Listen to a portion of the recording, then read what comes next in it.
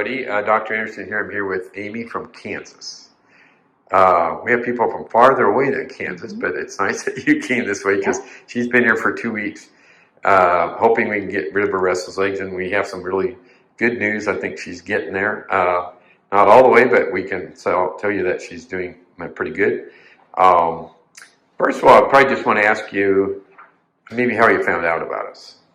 I was doing some Google searches on ropinirole, which is what I'm taking currently for restless leg, and how to taper off of it because I was starting to augment on the dose that I was on. So my symptoms were getting worse the higher my doses went. So as I was searching, I found a YouTube channel that talked about how to really treat effectively restless leg syndrome. And here we are. And here you are. It was mainly through YouTube then? Yes. Okay, very good.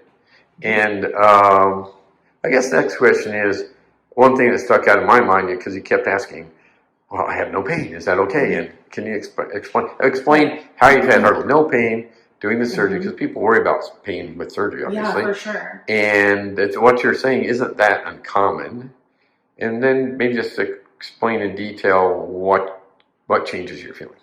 Right. So I was fully expecting to have quite a bit of pain actually after the 2 surgeries that I've had.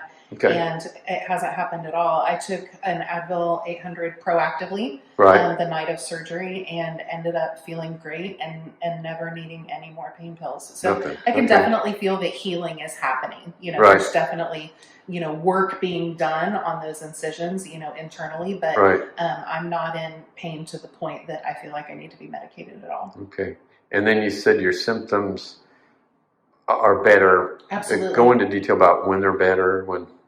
So, what can you tell so I would have 2 main times per day that I would have symptoms. One would be during the day if I wasn't very active, and then one typically around lunchtime or early afternoon, and then one would be bedtime, which is right around the time that I would take my ropinirole. And I've had to lay low the last 2 weeks and not be active as I'm recovering, and I haven't had any jumpy legs, any restless leg symptoms in either of my legs since in the daytime especially. In the daytime especially. And then there was one time that I had some jumpiness in my left leg after the procedure on my left leg, but I haven't had any since. So it's been really interesting. And typically I would start to have those symptoms before my medication, and I have not. No, so I'm still taking the medication. You still take them, but you're waiting later. Yes, I'm waiting later, about an hour later, and then I'm also I'll be starting to taper off gradually over the course of the next couple of weeks. Yeah, for a lot of you watching, I really like that she's sharing that, because if you come here, it can be like a light switch. It really varies a lot, and that's what you need to kind of understand. And what she's going through is another way that people get better. The kind of parts of the day get better, and then the other parts get better later, that type of thing. I always tell people about 90 days. When you're out about 90 days, probably 90% of the improvement's behind you, but most people, within the first week or 2 can tell there's something going on, I can definitely tell there's a difference. Yeah, so anything else you want to say?